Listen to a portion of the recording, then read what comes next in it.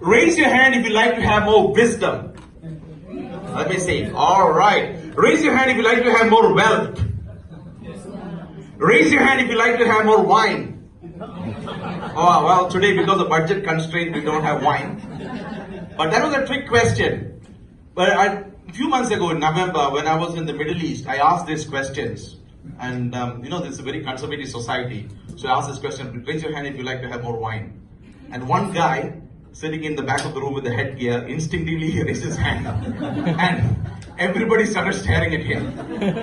What? You want more wine? You want more wine? He said, no. Then why did you raise your hand? I thought he asked me, do you want more wine? So today I will share with you some wisdom. With that you can create some wealth. And with that probably you can get more wine or more wives or more boyfriends. So in the next few minutes I've been tasked to tell you how to become the world champion of public speaking.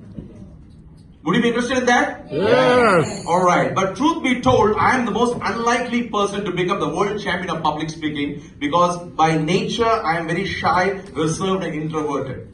And on top of that, English is not my native language. Technically, English is my third language. Now, do you remember a time when you were 13 years old? Raise your hand if you've ever been 13 years old. Alright, all of you. Okay. Do you remember you used to have summer vacation, a vacation of 1 month or 2 months long? Raise your hand. 1 month? Yes? 1 month, yeah. So what did you used to do during that vacation? 1 month vacation? Nothing. Summer, watch TV? Sorry? Work. What else? Play on the streets with kids. Play on the street with kids. Now you have a home? Alright, okay. What do you just do, Vincent? Play games. Play games. Okay, my father I grew up in India. My father had a very different idea. He enrolled me for a summer camp. And it was a day camp, so I go to summer camp in the morning, go back home. And guess what I learned in the summer camp? Arts, history, science.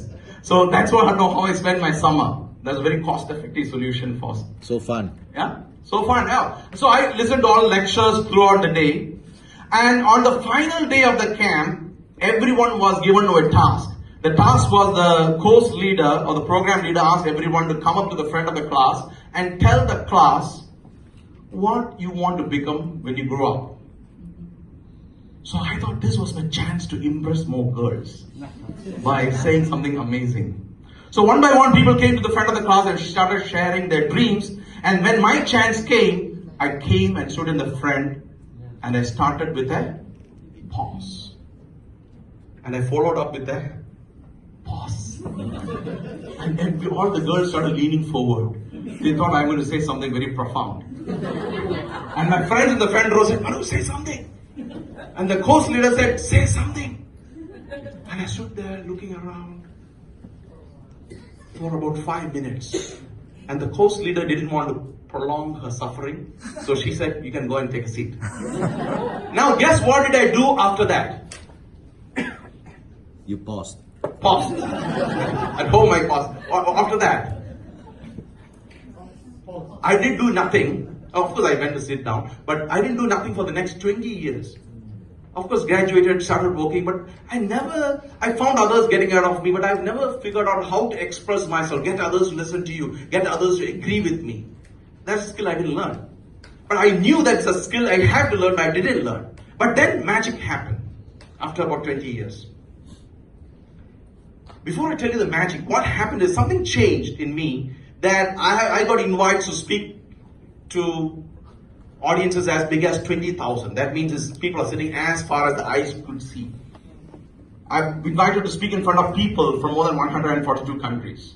I've got opportunity to share the stage with the heads of state, prime ministers and presidents, of course doing stand-up comedy and several other things. Remember, this was before I became the world champion of public speaking. Because after I became the world champion, people say, oh, you can do it now, you're the world champion. But this is before. Of course, I also became the world champion. So the question is, what changed? What changed? What is the magic recipe I learned that shifted my prospects, shifted my opportunities, shifted my profile? Of course, there are 3 things I would like to share. Number 1, you change your hairstyle.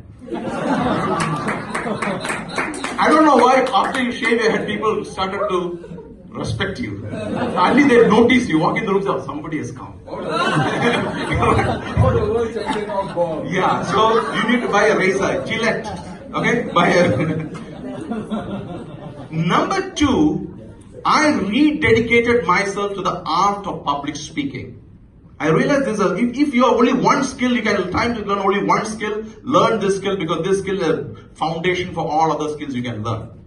You can get others to listen to you, agree with you, get others to follow you. This is a very powerful skill you can learn. And this is a skill you can learn.